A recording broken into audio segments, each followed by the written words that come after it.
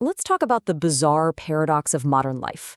Why do so many of us feel, well, profoundly lonely, even though we're literally constantly connected?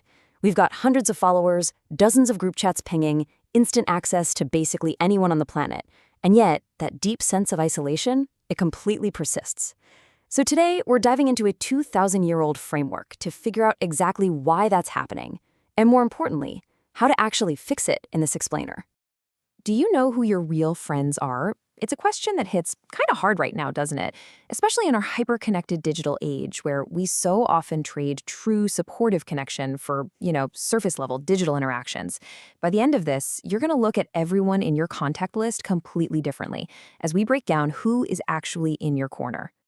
Okay, to understand how to fix this modern relationship crisis, we actually have to rewind and look at the ancient Greek concept of eudaimonia. Now, this gets poorly translated all the time as just happiness, but it's really not just about a fleeting good mood or a temporary high. It's so much deeper. It's the highest human good. It's this active state of living up to your absolute fullest potential and experiencing real, deep completeness.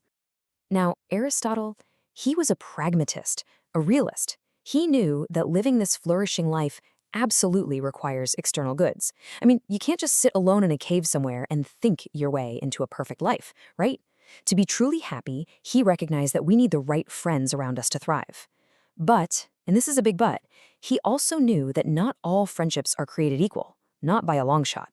So he divided our relationships into three distinct tiers that scale upward: utility, pleasure, and virtue. And what's fascinating is that each level has a completely different primary motivation, and because of that, they have a completely different level of durability over time.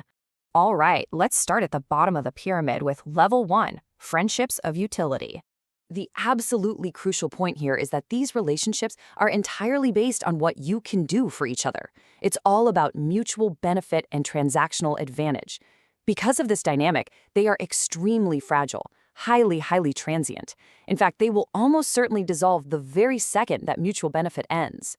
You probably recognize these instantly in your own life. This is your professional network, your corporate partnerships, or, your coworkers.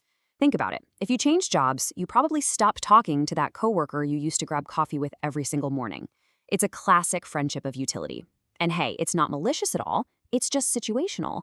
Moving right along, we step up to level 2, friendships of pleasure.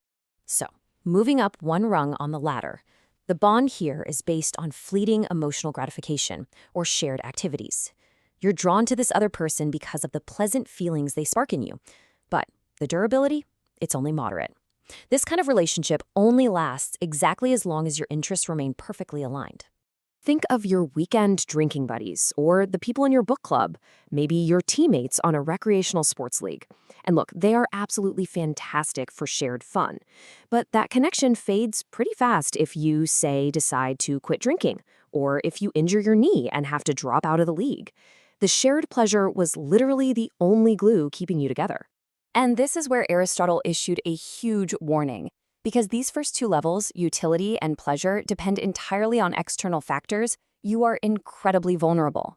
Seriously, if your entire social circle is made up of just level 1 and level 2 friends, you risk complete isolation when your circumstances inevitably shift.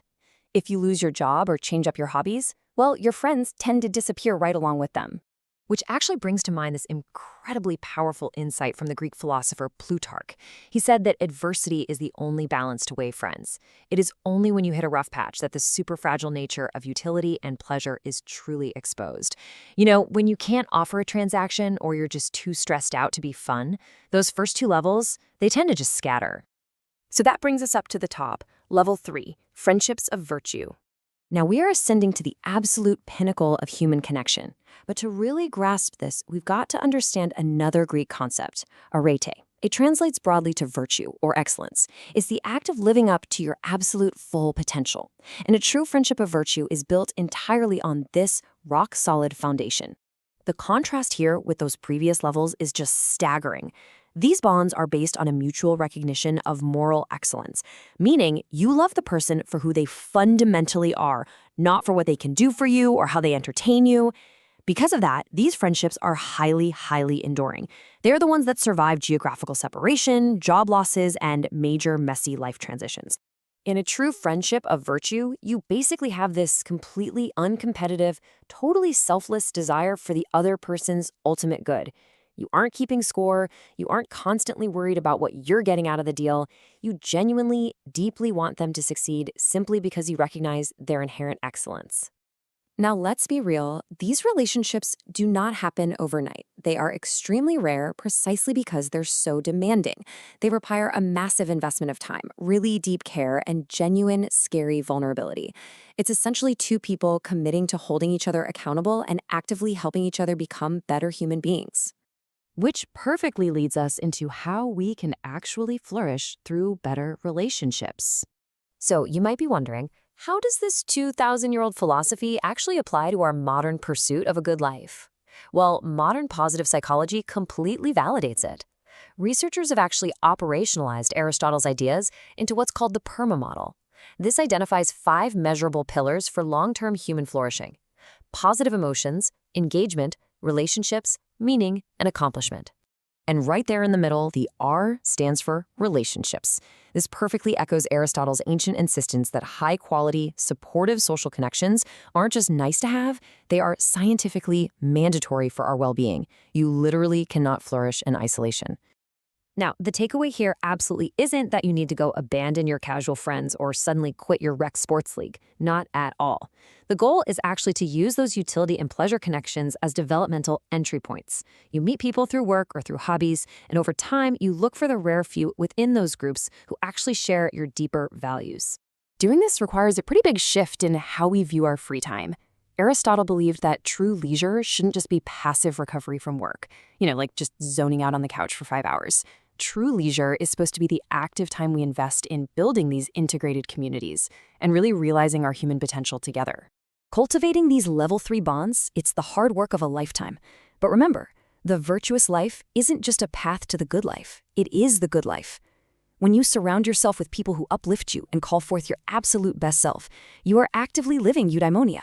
So take a really hard look at your own circles today. Look at your text messages, scroll through your calendar. Are your friendships actually building your virtue, or are they just passing the time? Think about that, because the answer to that question might just be the exact key to your own flourishing.